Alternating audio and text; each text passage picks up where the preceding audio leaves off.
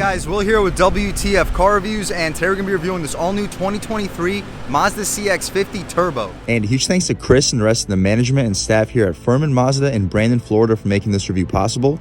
I'll leave a link to our inventory below. These guys have an impressive dealership, and if you're in the Tampa area looking for a new car or SUV, I would definitely recommend checking these guys out, and that's for Chris. And as most of you guys probably know by now, the CX-50 is Mazda's all-new, more rugged compact SUV, not to be confused with the CX-5. The CX-5 is also Mazda's compact SUV, which Mazda claims to not be getting rid of. So after this 2022 updated CX-5, Mazda does plan to keep the CX-5 in Mazda's lineup alongside this all-new CX-50. So you might be wondering, why would you have two compact SUVs in your segment? But there are other manufacturers in the segment that have two compact SUVs, such as Jeep with both their Cherokee and their Compass, the Cherokee being more rugged, more off-road capable, and also slightly larger. Ford too. Ford sells the Escape, which is their compact commuter vehicle. Look at that. And also the Bronco Sport, which is also a family commuter car, while adding a little bit more ruggedness and capability for the more adventurous customers in the segment. The CX-50 also does exactly that. It's 3 inches wider. We have almost a 4.5-inch longer wheelbase, or over a 4.5-inch longer wheelbase, and almost a 6-inch longer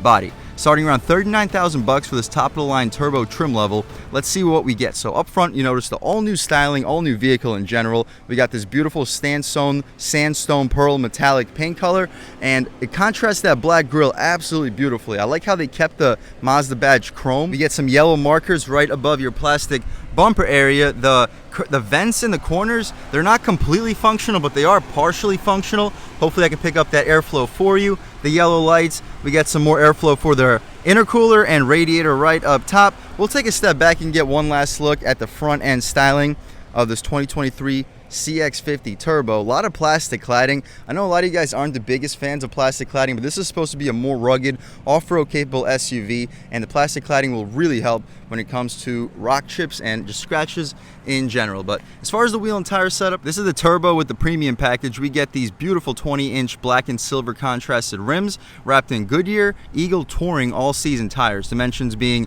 245/45 R20 for the front and rear. We get a dual piston brake caliper up front and just a single piston in the back. Decent ground clearance too. I'll leave a link right here to show you exactly how much ground clearance this turbo trim level has. I like the black mirrors, and they are a metallic black. Hopefully you can pick up the metallic through the camera. Also, this paint color, of course, is also a metallic. They're folding mirrors, LED turn signal on them. The glass fills up the entire frame. Blind spot monitoring on the glass. Black trim for the window trim. No shiny chrome anywhere on this. Actually, I lied. Little bit of shiny chrome right back here, but that could be smoked out aftermarket. The roof rails are not a shiny chrome. They're more of like an aluminized look. They're not reflective at all. The window sticker you can check out and see everything that's available on this 2023 Mazda CX-50. So it's a zircon sand metallic paint color, black and brown interior, standard equipment. You can pause all the features on a $39,000 550 CX-50. So we get the 2.5-liter twin scroll turbo with regular fuel, 227 horsepower, 310 pound-feet of torque. Premium fuel bumps us up to 256 horsepower and 320 pound-feet of torque. SkyActiv Drive 6-speed automatic transmission. That's the weak point of this car. Better than a CVT, but not by much, because this is a very outdated transmission. Mazda, please update us to an 8 or maybe even a 10-speed transmission. I think we're due. But 4-wheel disc brakes, hill launch assist, outside 20-inch alloy wheels, 245/45 R20 all-season tires, rain-sensing windshield wipers, de-icer, roof, spoiler, roof rails, dual exhaust tips, which are large. It says large on it. 5-passenger seating, leather seats. 60/40 fold split down in the rear, leather wrap steering wheel, leather wrap shift knob, push button engine start, paddle shifters, which are nice. Most Mazda vehicles, especially the SUVs, do not get paddle shifters.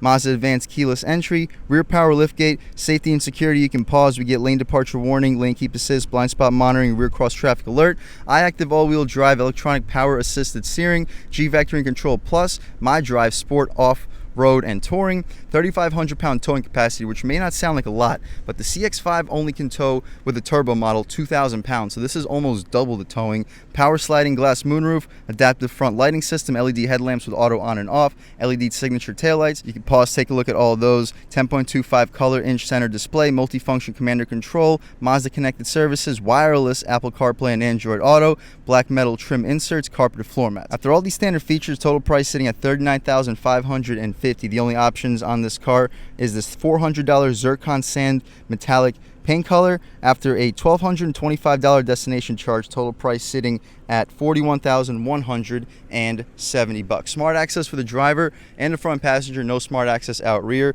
The gas cap is not a push to open. I'll show you the latch is inside. The plastic cladding continues. It leads out flushly to the rear bumper area, but the dual exhaust tips are outlined in a nice aluminum trim. Not the biggest fan of the faux vents out rear, but I see what they were going with it. There's really no reason to make them functional, and they do add with the aggression. CX-50 all-wheel drive badge in the left corner, Mazda badge in the center. Shout out Furman Mazda in Brandon, Florida for making this review possible. Skyactiv G Turbo in the right corner. I'm loving those LED taillights. They remind me a little bit of the new CX-5 taillights, but they're not quite the same. They don't have a finished oval over them, so they are specific to the CX-50. Other than that, though, we can take a squat back here, fire up this 2.5 liter turbo, and hear how she sounds.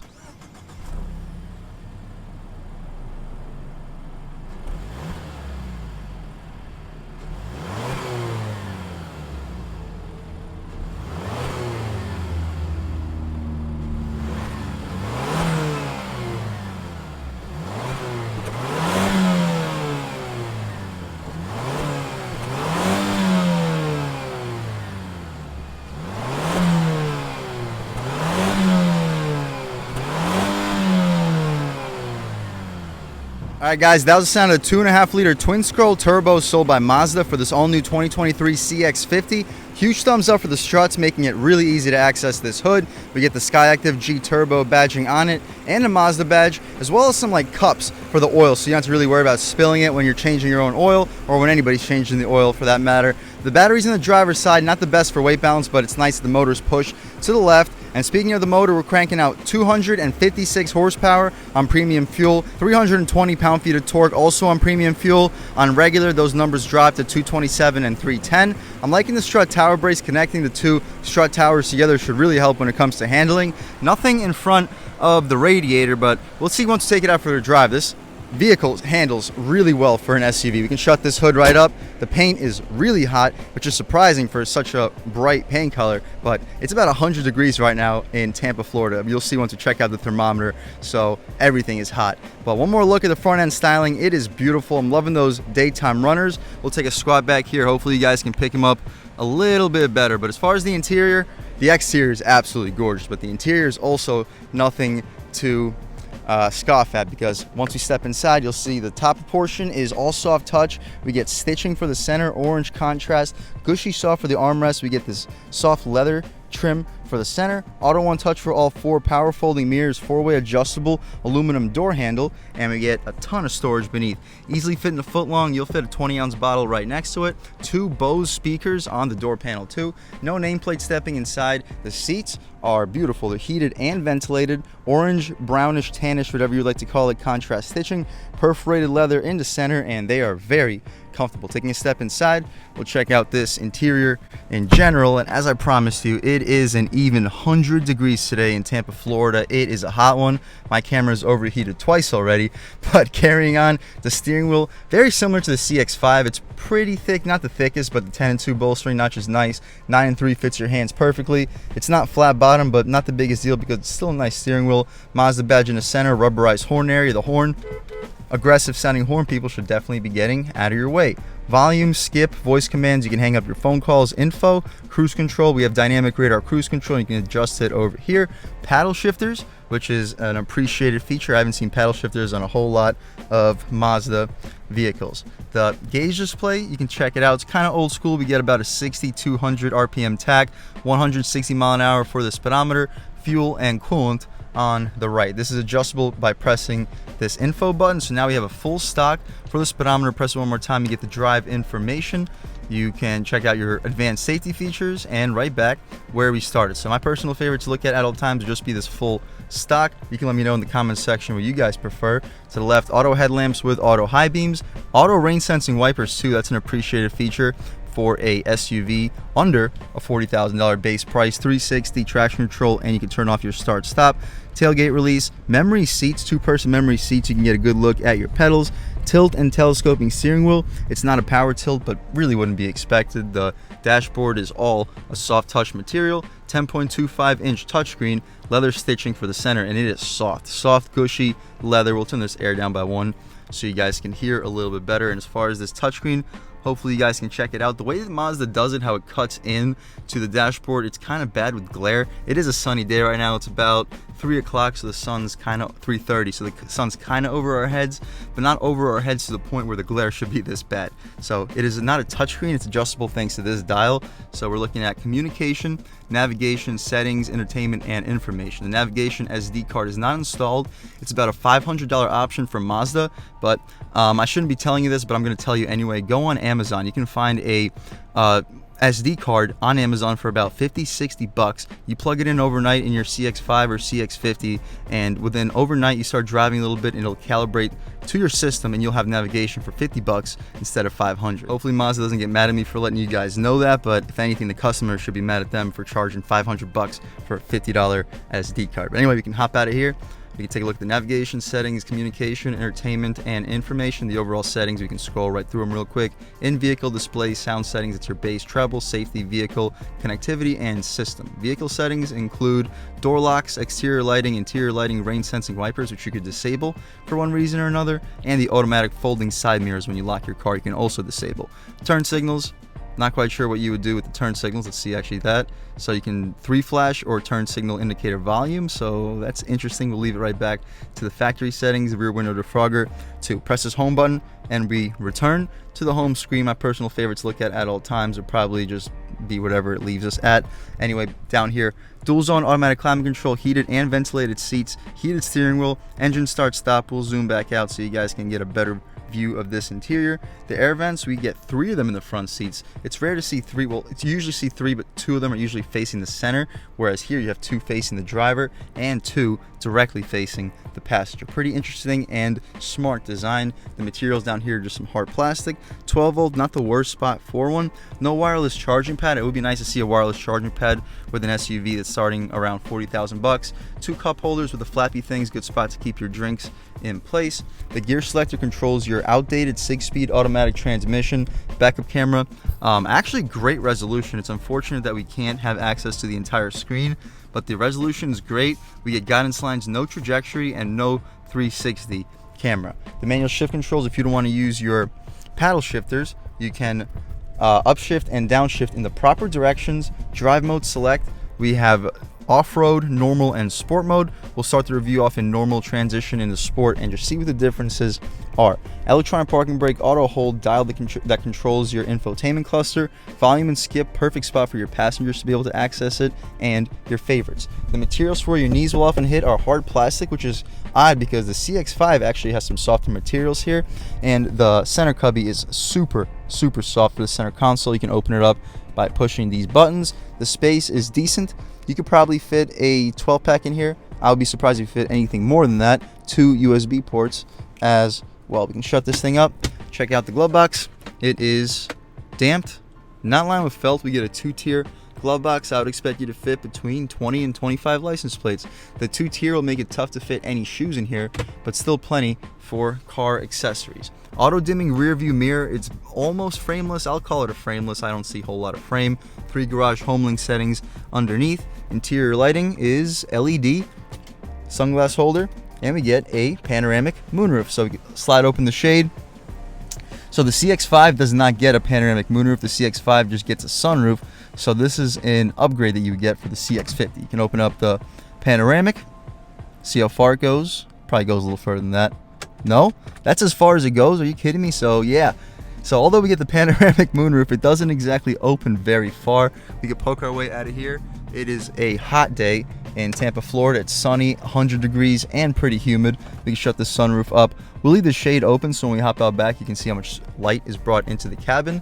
But that's about it for the interior, or at least for the front seat of this 2023 CX-50 Turbo. If we didn't mention, we also get a heads-up display. Hopefully I can pick it up for you guys on camera, but let's hop out back, see how much space is offered back there, as well as the overall quality of the material. So up top, We get hard plastic, which is surprising for the CX-50, but the CX-5 also gets, I believe, hard plastic in the rear. Leather stitching for the center portion, gushy soft for the armrest, auto one touch still for the window, aluminum door handle. The lower portion, decent storage. I don't think you'll fit any bottles, but you should be able to fit a foot long with no issues. And you get a speaker on the door panel. The seats out rear are still perforated leather. They're obviously not heated or cooled at this price point, but the contrast stitching is beautiful. The tan stitching, the bolstering is solid, not the best, but for a back seat, more than you would need. The padding doesn't quite go out to the door frame, but it gets pretty close. Stepping inside, I'm a little bit over 6 feet tall, sitting behind my seat settings, and I still have at least like 3-4 inches of legroom, so comparable to the legroom that you would get from the CX-5. You get about an extra inch, possibly 2, but really not that much more space. You get rear vents, 2 USB-C ports, mat pockets behind the passenger seat, the center cubby. We can poke it out, pretty soft, pass-through, good spot for a phone. You can fit 2 16-ounce bottles. The light brought into the cabin thanks to the moonroof is impressive. The moonroof goes out just about to the same level as your head. Speaking of head, I have about an inch or 2 of headroom before my head would start to touch. No complaints. This is a spacious back seat area, and we get vents. Ton of light brought into the cabin. The interior light is also LED back here. But other than that, we can take a hop out of here, check out the trunk real quick, and then take this 2023 CX-50 Turbo out for a drive. So underneath the Mazda badge, you press the button. We have an auto opening tailgate. The step-in height is pretty low, so if you have older or smaller pets, they shouldn't have much trouble hopping back here. Again, I'm a little bit over 6 feet, and my knee is just about the same level as the step-in. The cargo space is impressive. This is much larger than the CX-5. You get at least an extra like 5-6 inches of overall cargo space compared to that car. Tie downs, these latches drop your seats 60-40 split. Secret storage, you can check it out. You get a spare tire and your little fix-a-flat kit surrounding it. But other than that, those little cutouts should also help grocery bags not slide around too badly. You fold those seats down, I'd expect you to fit up to a 65, maybe even a 70-inch TV back here. This is a large opening and a very low step-in. To drop the tailgate, you simply press this button and it closes right down. And as soon as it does, we'll take a step back, take one last little walk around of this beautiful sandstone metallic 2023 CX-50. What a beautiful color. The contrast with the black wheels and even the black plastic cladding. I'm usually not a fan of black plastic cladding, but Mazda really made it work with this 2023 CX-50. Let's take it out for a drive. All right, guys, now we're just about seeing everything we need to see with the inside and outside of this all-new 2023 Mazda CX-50 Turbo with the premium package. Let's take it out for a drive. But first thing I noticed, the steering feels very well weighted, just like the CX-5. We're in normal mode. Sport mode will tighten the steering up too, but in normal mode, the steering feels great, nice and tight, feels very connected. Third throttle, a little bit of turbo lag, but once it kicks in, okay, there we go. Wow, good power. Brakes feel a little bit squishy, not a whole lot of brake pedal. And on the gas. Oh, crap. Nice. So for those of you guys who saw my Toyota Camry video recently, the forward collision avoidance assist has like a little camera in the grille, and it overheated in that video. It overheated here too. Oh, okay, never mind, it just reached temperature. But it's been so hot in Tampa lately that the car cameras have been overheating and becoming just about useless in terms of advanced safety features. Right here, about third throttle, boost. The boost takes a second to kick in. I think it has something to do with these longer gears. If we had like an 8-speed transmission, I think the power delivery would be a little bit quicker and snappy. So the 0 to 60 here is around 6.5 seconds. That's not slow by any means, but you give us an 8-speed, maybe even a nice snappy 10-speed. I think this SUV can do 60 in under 6 seconds. That's how much power this motor actually makes. The ride quality is good. It's not gushy soft. The ride quality doesn't feel any better than the CX-5. It's just like this is like a larger, differently styled CX-5. The overall pricing is similar. Everything about it is similar. It's just, it looks nothing like a CX-5. And right here, boom, huge bumps. Wow, it handles the huge bumps really well. So the small bumps, you feel the small bumps about the same as the CX-5, but the big bumps, you really see how much more rugged this car really is. Looks like we could try an acceleration off the line right here. Come to a complete stop, and on the gas. Boost. Strong. Yeah, we short shift at around like 5,500. and you get a nice little blow off when you let off the gas pedal too. We'll try it out in sport mode. Nice sport. We lose our overdrive gears. We definitely downshift the gear immediately. Ride quality is good. The steering doesn't really feel any different. Rev match downshifts, throwing it in. Yeah, the steering maybe a tad bit heavier, but I don't really feel a big difference. Lean into it. Good torque, and I don't think you'll pick up that blow off on camera, but you do hear it in person when you step on the gas heavily. When you're lightly on the gas, you don't really hear much blow off. But right here, looks like we'll have a chance to try an acceleration off the line. Give like a little bit of gas, and let's go. Strong. Yeah, we short shift at 5100, even in manual mode. When I try to rev it out past 6, it still shifts me at around 52, 5300. Throwing it in right here. Lean into it. Boost. Yeah, it's a strong feeling pull. It's strong.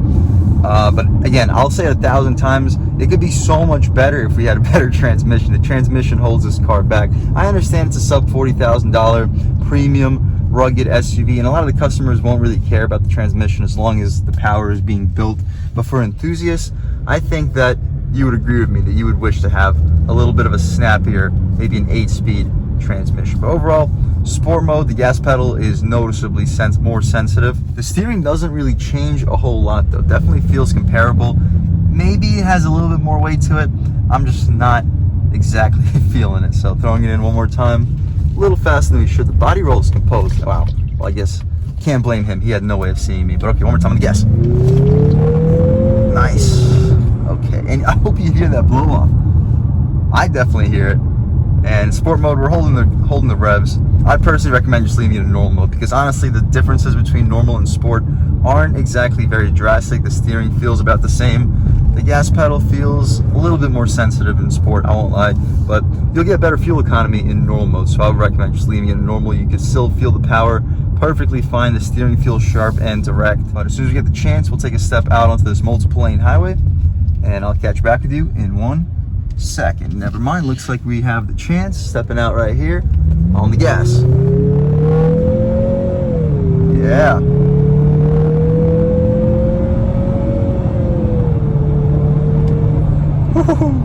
Yeah, so not only do we short shift at around like 5400 RPM, but the turbo motor also falls on its face after 5000 RPM. So it makes sense for us to short shift this car, because after around like 5,000 you're not really making any power. You're definitely not building power after 5,000, which is interesting tuning. A lot of turbocharged engines have that. The Ford EcoBoost 2.3 and the Mustang always felt like that to me.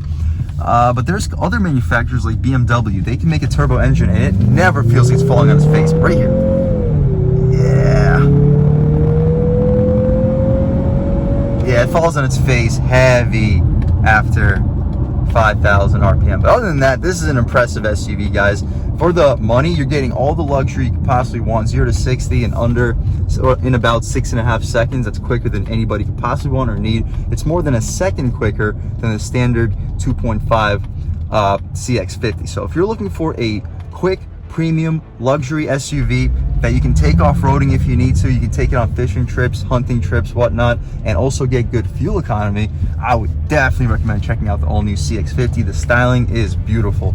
Absolutely beautiful styling. This stone metallic color is also gorgeous.